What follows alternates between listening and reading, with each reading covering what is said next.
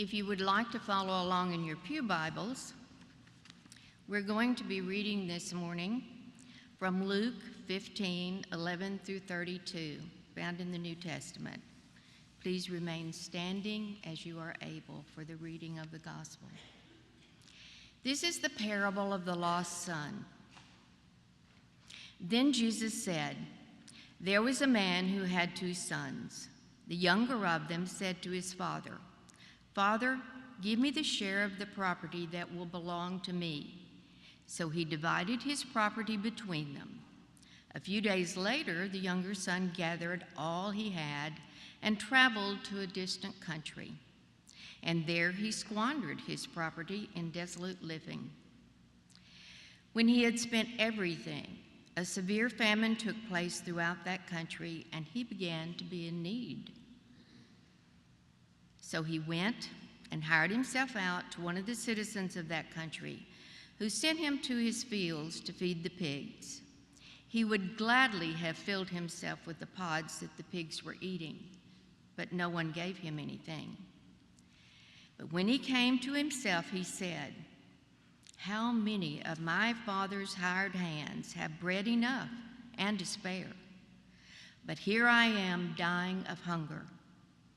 I will get up and go to my father, and I will say to him, Father, I have sinned against heaven and before you. I am no longer worthy to be called your son.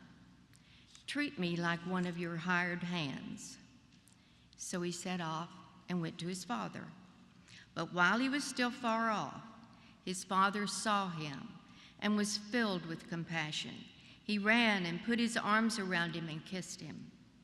Then the son said to him, 'Father, I have sinned against heaven and before you. I am no longer worthy to be called your son.'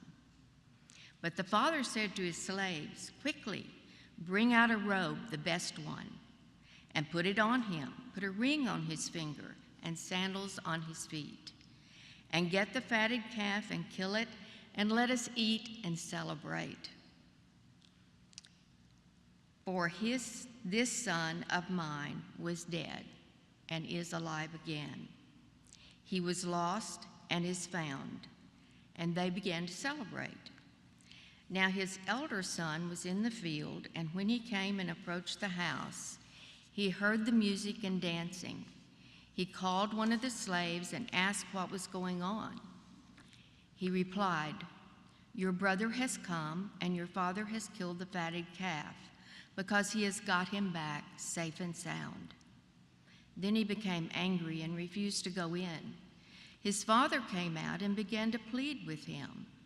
But he answered his father, 'Listen, for all these years I have been working like a slave for you, and I have never disobeyed your command. Yet you have never given me even a young goat so that I might celebrate with my friends. But when this son of yours came back, who has devoured your property with prostitutes, you killed the fatted calf for him.'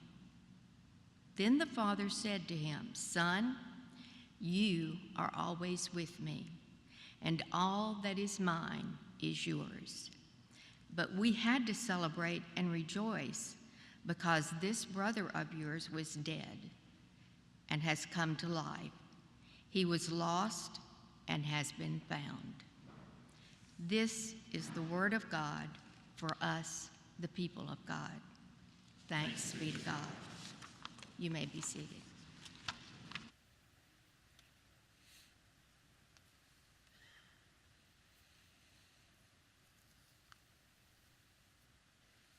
Good morning. I'm Reverend Dane Wood, your associate pastor, at least for one more week, fortunately. The last few weeks in all of our services, we have been doing what's called Summer Core series, which is about our core values here at Collierville United Methodist Church. The leadership team that put together the vision also put together 5 core values, and these core values are intended to be at the center of everything we do. We do nothing unless they reflect these 5 core values. The first value we talked about was servanthood, then we moved on to scripture, love, And this week, as you can see on the front of your bulletin, we were talking about humility, or in this case, the lack thereof, and the story of the prodigal son. I chose this verse. We jumped out of the lectionary. I chose this because it is the one I always think about when I think about fathers. And it also has a lot to do with humility. And so I want to go through the story a little bit. There are two sons. They live in their father's estate. These are most likely young men somewhere between 15 and 20. You're an adult in ancient Israel by 14, 15, so these are most likely young men. The father appears to be wealthy, owns a great deal of land, has a vineyard, seems to manage it well. And then one day, out of the blue, up comes the youngest son. He comes to his father and says, practically, "I wish you were dead." Has anyone ever been there with their father on that one? Oh, not going to admit it. I see how it is. Is your father next to you, perhaps? I mean, I've been there with my father. I think we all kind of have a little bit, where your father is harping on you and saying all these things, trying to hand you off that wisdom a little bit. We get brash, we get insolent, we get rebellious when it comes to our fathers. But what this son is doing is a very harsh thing, demanding his inheritance. Now, it was his right. It was legal. It was part of the law back then. But it was still a very heavy thing to do.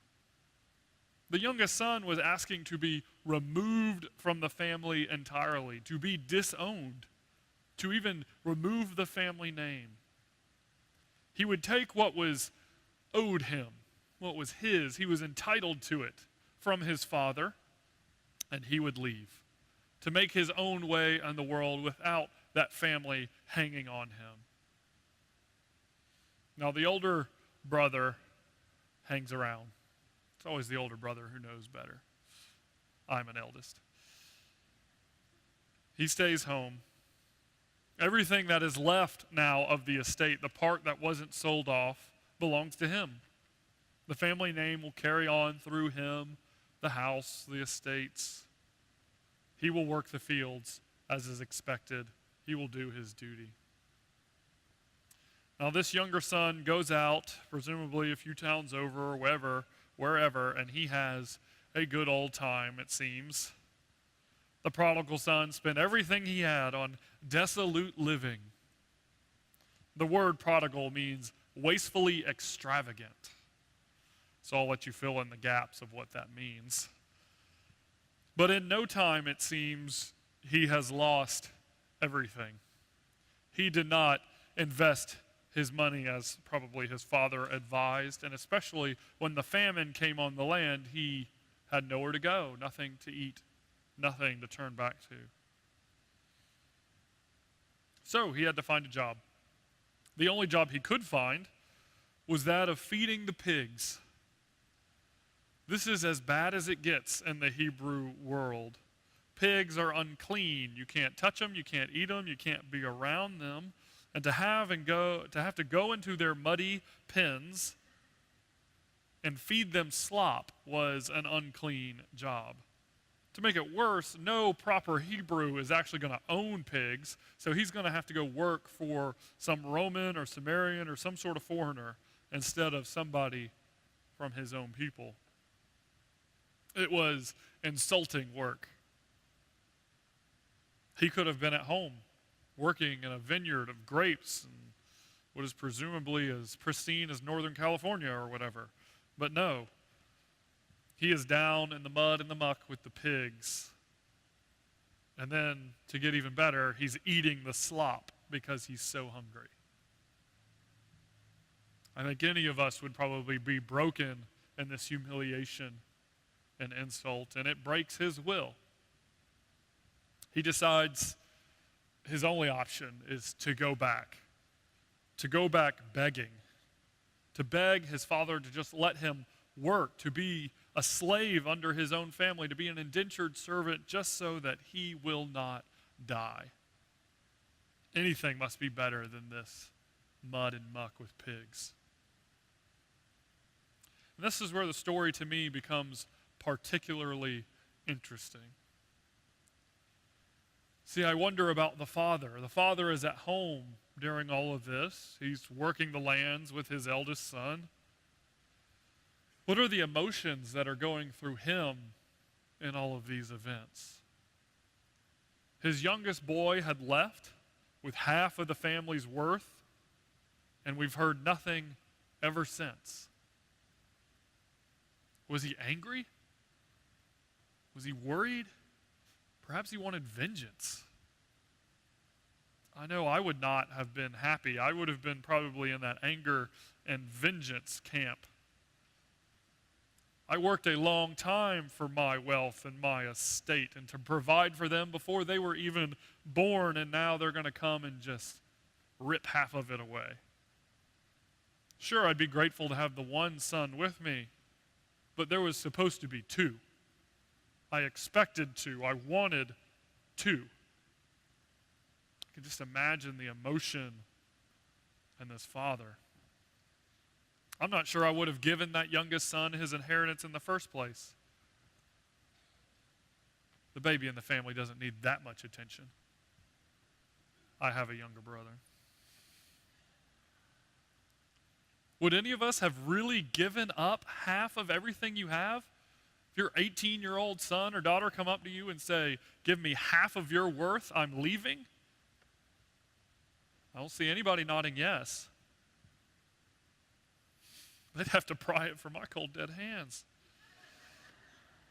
But this father, he gives it. Now, it is the law, so he follows the law and he gives it up.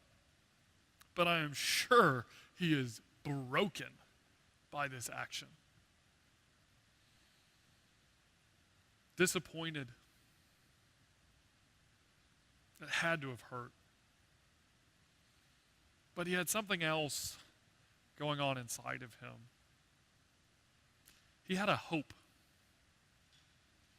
As this young man comes home, we are told he was spotted while still a far way off by his father. I can just see the picture of the father just sitting, waiting, watching, hoping. An older man sitting on a front porch in a swing or a rocking chair, drinking sweet tea. It's a good southern image. Watching the highway.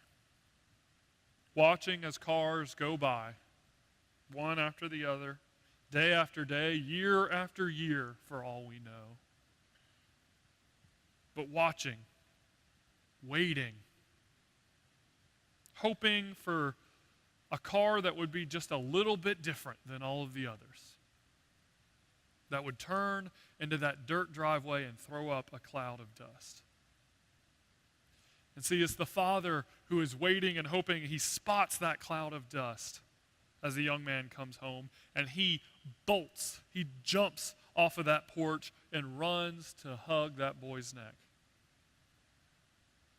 The only thing in his heart now is love and compassion. He hugs and kisses him without a thought of anything else. This is astonishing to me, shocking almost.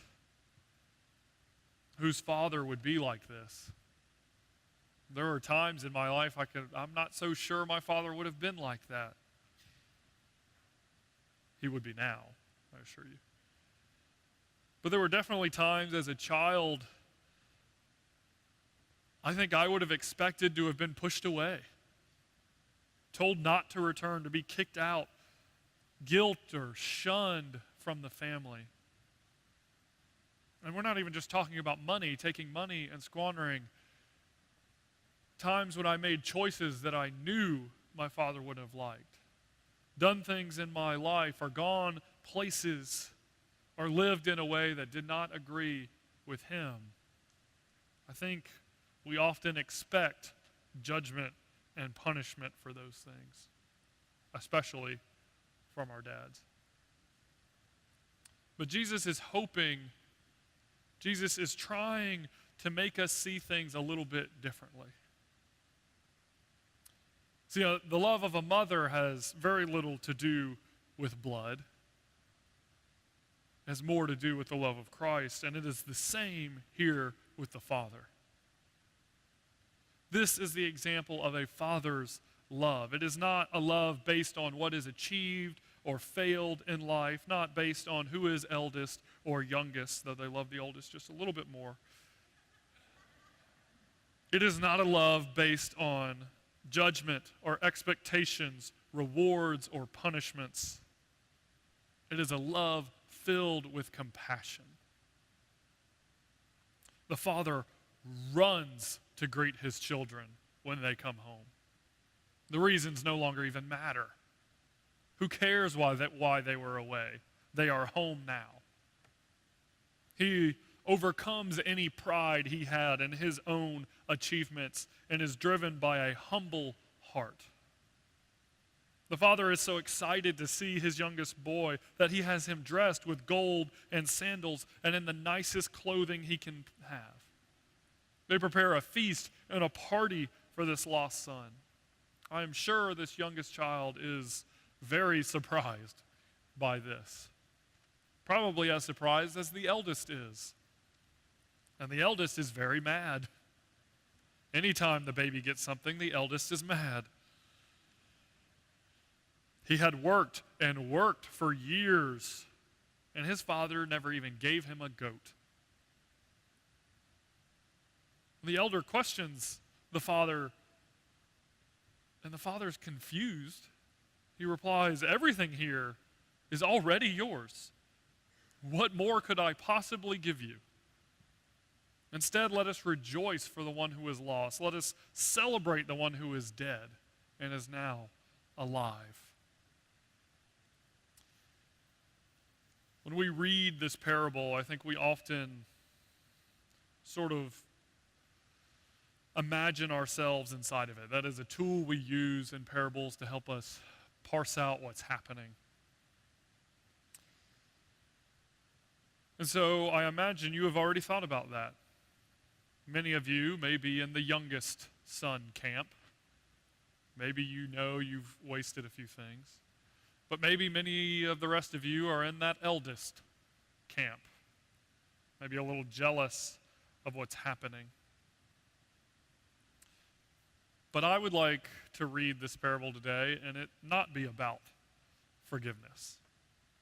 In fact, I don't think it's the point of the story at all. Sure, the youngest son wasted what was given him, but the other son was just as bad, being jealous. The story is really not about them. We feel like those sons often. We place ourselves in those shoes. We demand a lot from God. Give us what we are due, we cry. I want my good salary, my safe community, secure home, nice car, good schools. I demand a lot from the provider. And when I am given it, what do I do with it? Oh, I waste it on all sorts of things. But it's not even just money. I've demanded to have my own name. I don't want to be stuck under the Christian umbrella. I demand my good health. I deserve to be healed. Is everyone's toes hurting yet? Mine are hurting. We have all been that youngest son wasting what is given to us.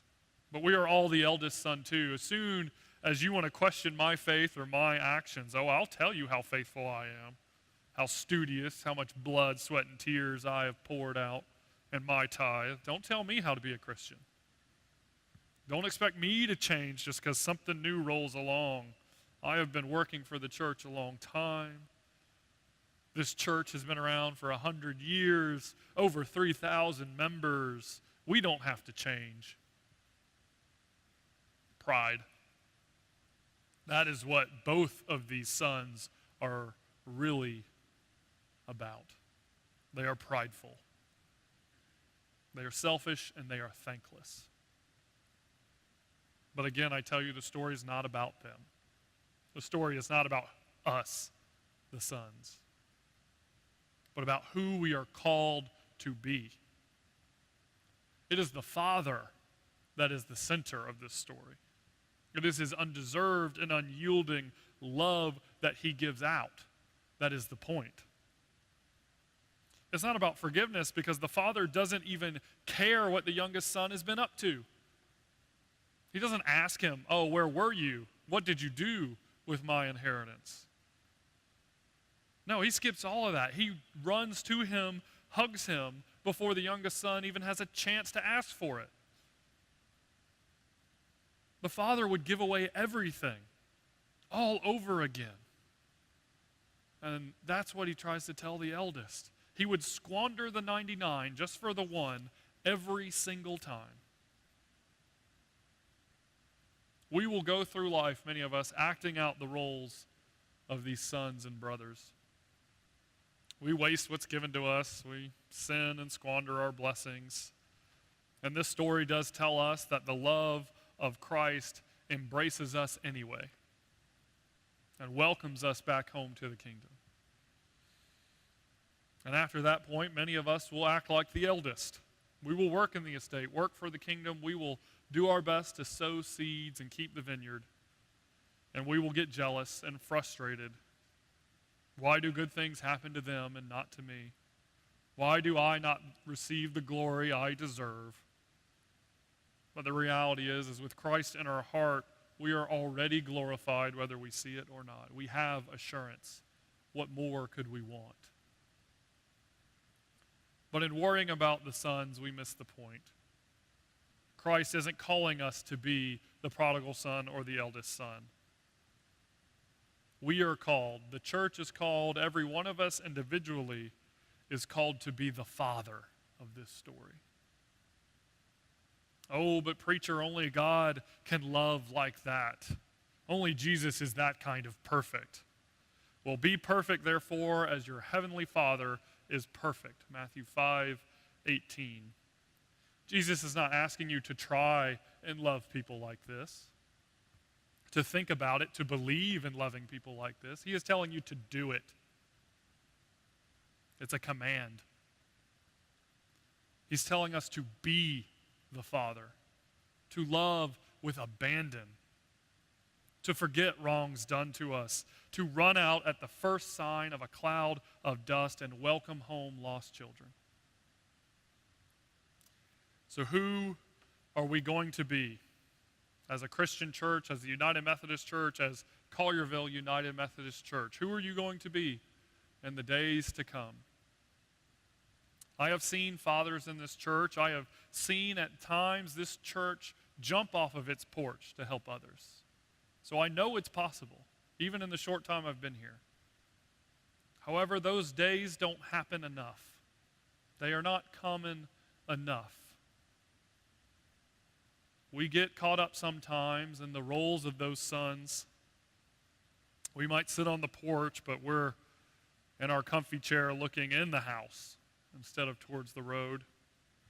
Sit around and count our pennies and worry about what we have lost instead of what we can gain.